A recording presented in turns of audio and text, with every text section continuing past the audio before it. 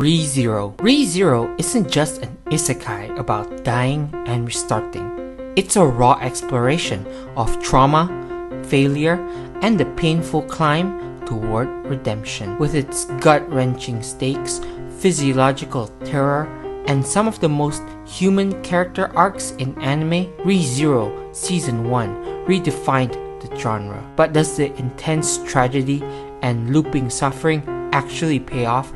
Let's break it down. At its core, ReZero, starting life in another world, tells the story of Subaru Natsuki, an awkward teen suddenly transported to a fantasy world. No chosen one status, no cheating powers, just him, his track jacket, and one horrifying ability. Every time he dies, he returns to a fixed point in the past, a safe point, but with all the pain and memory of death intact. After meeting a mysterious silver-haired girl named Amelia, Subaru decides he wants to help her.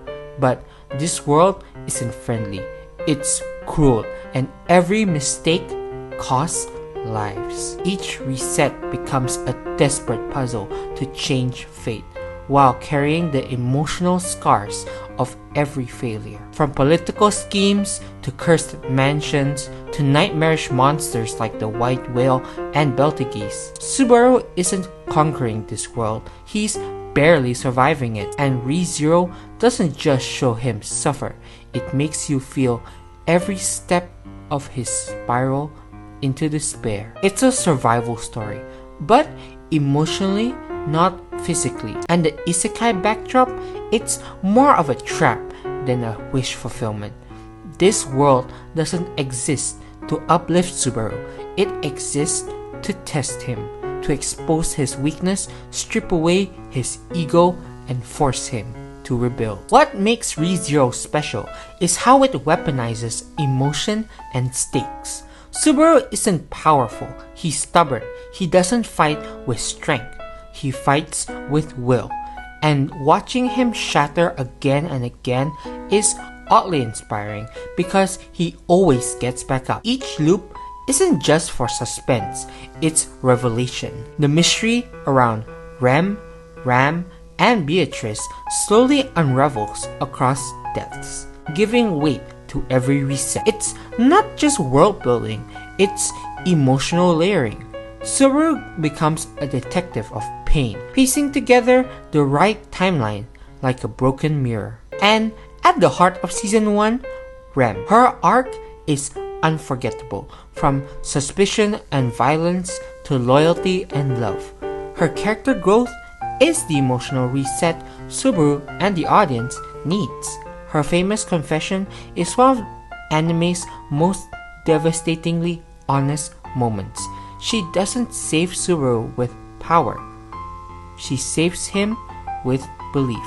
The show subtly explores how trauma echoes between characters. Rem and Ram's past is steeped in grief. Amelia hides insecurity behind her grace. Even Beatrice, who acts cold and dismissive, is emotionally shackled to promises she can't break. Everyone's carrying something, and that makes each bond feel earned. Then comes the payoff, the white whale battle, a breathtaking climax with military-scale tension, emotional closure, and strategy-driven action. Subaru finally stops rushing in and starts leading. The animation kicks into high gear with haunting fog, weighty movement, and a real sense of danger. But the real victory isn't external, it's internal. When Subaru finally apologizes to Amelia, not for saving her, but for trying to control her, it's a turning point.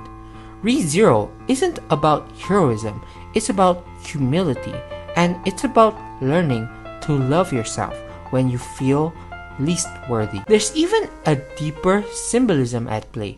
Return by death isn't just a mechanic, it's a metaphor for growth, for trying again after failure, or facing your worst self until something better survives the wreckage. In a sense, Subaru isn't resetting time, he's refining his soul. From a technical side, Re:Zero excels at atmosphere. The directing leans into horror when needed. Shaky close-ups, harsh lighting, distorted faces, you feel the dread, and the music constantly adding tension or warmth depending on the moment. This isn't just a story, it's a sensory descent into trauma and recovery. These aren't really complaints, but more of how I felt during these moments. Re:Zero isn't perfect. The middle stretch, especially the royal selection arc, tests your patience. Subaru's emotional breakdowns become self-destructive, and his hostility toward Julius feels childish. It's meant to show his lowest point, but that doesn't make it less exhausting. He alienates Emilia and others at a crucial point, and while it's a necessary fall before redemption, the pacing drags.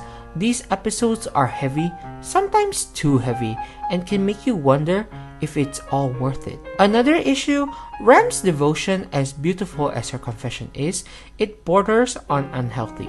Subaru at his worst doesn't deserve that love yet. Her sacrifices land emotionally, but the story doesn't yet reckon with how much she gives compared to what she gets back. And then there are the side characters, brilliant designs, interesting stories, but limited time. Krush, Wilhelm, and Felix show potential, but the series barely scratches the surface of the larger world. You sense the scale, but don't fully explore it yet. There's also a question of Subaru's growth.